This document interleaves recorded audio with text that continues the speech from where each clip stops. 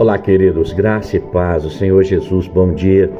Aqui quem fala é o pastor Tião. Eu tenho uma palavra do Senhor para o seu coração nessa manhã. Há um texto lá na segunda carta de Paulo aos Coríntios, no capítulo 2, no versículo 14 apenas, que a palavra do Senhor diz assim: graças, porém, a Deus, que em Cristo sempre nos conduz em triunfo, e por meio de nós, Ele manifesta a fragrância do seu conhecimento em todos os lugares. Cristo sempre nos conduz em triunfo. Eu quero liberar essa palavra ao teu coração nessa manhã. Existe um Deus que Ele nos conduz em triunfo. Se nós deixarmos Jesus nos conduzir, meu irmão, minha irmã, nós iremos viver coisas extraordinárias que o Senhor já preparou para mim e para a sua vida nesse ano de 2026.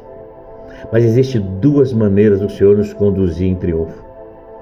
A primeira, eu quero usar um texto da palavra que está lá em Êxodo 14, onde o povo está diante do Mar Vermelho. E Deus vem para Moisés e diz: Moisés, por que você clamas a mim? Diga ao meu povo que marchem. Diga ao meu povo, Moisés, que eles caminhem. Então a Bíblia diz que Deus envia um vento. Preste atenção nisso. Deus envia um vento, mas não é um vento qualquer. Não é um vento desorganizado. Não, é um vento organizado. Tão organizado que Deus ele divide em duas colunas as águas.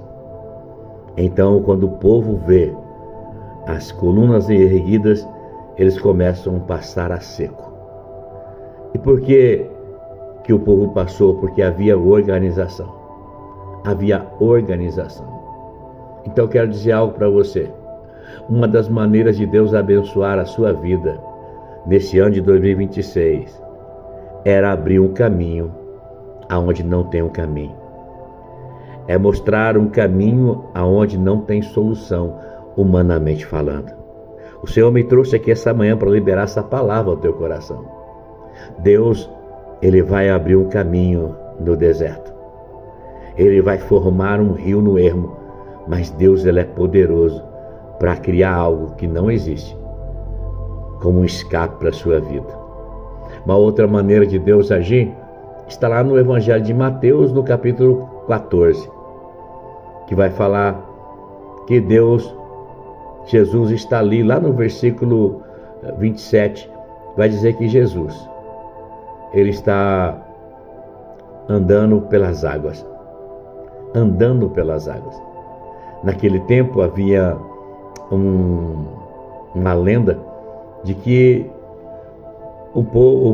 entre os pescadores, principalmente, que havia fantasma no meio do mar. Então, quando Jesus vem vestido de linho branco, na quarta vigília da noite, a primeira coisa que eles olham e dizem é um fantasma. Quando eles dizem isso, lá no versículo 27 do capítulo 14 de Mateus, diz que Jesus imediatamente lhes disse: coragem, coragem, sejam corajosos, sou eu, não tenham medo. Então Pedro disse: se é o Senhor mesmo, manda-me que eu vá até aí. E andando então Pedro sobre as águas, debaixo de uma ordem de Jesus, que Jesus no versículo 29 diz: venha, Pedro, venha. E descendo do barco, Pedro andou sobre as águas. Pedro está dizendo: se é o Senhor, eu quero ter essa experiência que o Senhor está tendo. Se é o Senhor, eu quero andar por cima desse negócio. Às vezes, Deus ele vai abrir um mar na minha e na sua vida. Mas, às vezes, Deus vai nos fazer também andar sobre as águas. E a gente precisa estar com o nosso coração atento. Nosso coração atento para aquilo que Deus vai fazer em 2026. Porque às vezes não é a situação que muda. É você que ganha uma condição para passar por ela. Mas às vezes a situação não muda nada, mas é você quem vai receber um convite de Jesus. Venha. Por que Pedro andou sobre as águas? Porque ele recebeu um convite. Pode vir, Pedro, você vai andar sobre ela. Porque tem momentos, irmãos, que não é Deus mandando você ir. Tem momentos que é Deus mandando você vir. Porque eu estou sobre as águas que você vai passar, diz o Senhor nessa manhã. Então Jesus levantou aquele pescador, depois que ele começa a olhar para o barulho das ondas e a afundar. Ele pega um homem pesado, molhado, com as roupas molhadas, e ele levanta e leva de volta ele para o barco. Deus, muitas vezes, não garante que nós iremos atravessar, mas a garantia é que o Senhor vai fazer com que eu e você atravessemos. Porque Ele também está sobre as águas. Então, duas maneiras de Deus nos conduzir em triunfo. O Deus que mexe na situação e o Deus que mexe em nós. Ou Ele vai mexer na situação, ou Ele vai mexer em nossas vidas.